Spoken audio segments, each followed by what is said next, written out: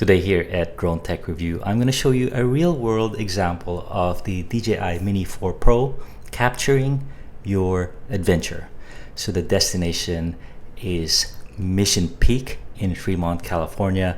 It is iconic because it climbs up 2,000 feet in 3 miles, and at the top is a grand vista and a pole where you can see various spots in the Bay Area. So very iconic and very popular with hikers now, but it's hard to capture because it's just a mountain and you need kind of a different perspective to show you exactly where you are.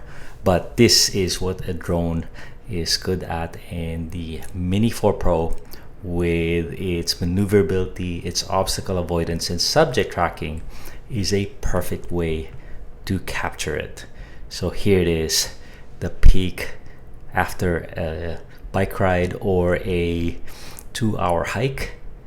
Such a great adventure. And our Mini 4 Pro, we are gonna launch it and capture our presence right here. So there is the pole, and there is my group of mountain bikers, and I'm gonna show you different ways that the Mini 4 Pro can capture this adventure.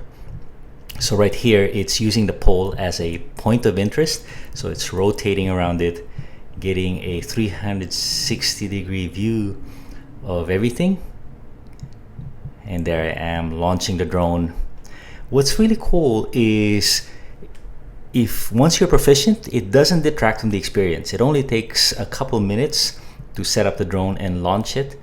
The longest part is probably booting it up. It takes about 30 to 45 seconds to boot up the drone and the controller, but it goes up in a hurry, and it has a lot of these automatic modes. So right here is the master shot, and the master shot you can just leave alone for 2 minutes, chit chat with the friends while it does its thing. So here I am climbing. I'm in the gray shirt, and I have a special backpack which carries the drone. It's Pet Cruise from Amazon, about a $60 pack, and it holds everything in place, and it also held a bunch of my snacks and food. And to start the tracking, you select the object you want to track, and the interesting thing is it can only track the vehicle or a person. It can't track an animal or an object, unfortunately. So right here it's tracking the vehicle, and I say manual. Manual means it's going to track from behind. Hit go, and it's just going to follow this vehicle. And the Mini 4 Pro, it's essential that it has obstacle avoidance because there's a lot of trees and light posts in this particular parking lot that I'm showing you the demonstration. Here at the top of the hill, there's the drone. There are not a lot of trees, so I'm gonna use a different mode of tracking called auto. And what auto does is it'll go beside me, in front of me, and everywhere all around. It's gonna decide what's appropriate, and it's just gonna rotate around me. So very good option when there's not a lot of obstacles. When there's trees and obstacles, it can do auto because it has full obstacle avoidance, but it will get lost. Once it goes behind the tree while it's doing its little rotation, it'll lose track of you, and it can't get you back, unfortunately, unless it's only 1 or 2 seconds of lost tracking. So here I am just pedaling along, and what's really cool is I can't even hear the drone. I just have to be confident that it's tracking me. And here we are on the same hill, but on another day when it was greener. We are climbing a very steep hill with our e-bikes right here, and it is tracking me, the person with the backpack, and it's doing a fine job of handling the elevation and deciding to get me up close on the side. So this is the auto mode, which makes tracking very useful, especially since I'm trying to showcase my equipment.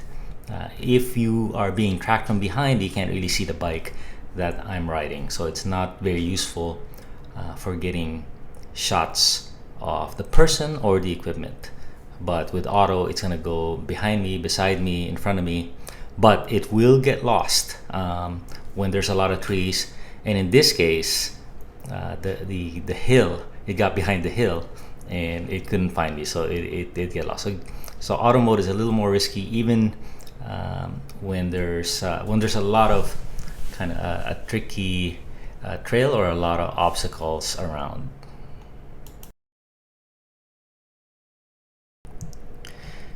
So here I am at the original venue and I'm just pedaling along, and as long as you're not going over 15 miles an hour, the drone can keep up. Its top speed is about 30, but it cannot track at that speed. It can't do its obstacle avoidance. So just keep that in mind. It's more for uphill and level ground, but not following your rad downhill. One thing you got to remember is to make sure it doesn't return to home when you're out of battery. Otherwise, it's gonna go back to where you started, and that's gonna be very disconcerting.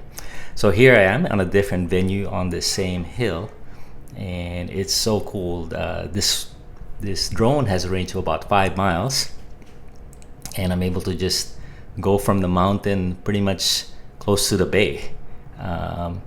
With its amazing range, I didn't even put the antennas up, and I had no problem with signal. When it loses signal, it's gonna return to home, so not a lot of worry. The other thing is there's DJI Care, which is a form of insurance. So if anything happens to this drone, I just have to pay a small fee, $60, and they'll send me a new one. So there you go. What a way to capture your adventures with the DJI Mini 4 Pro.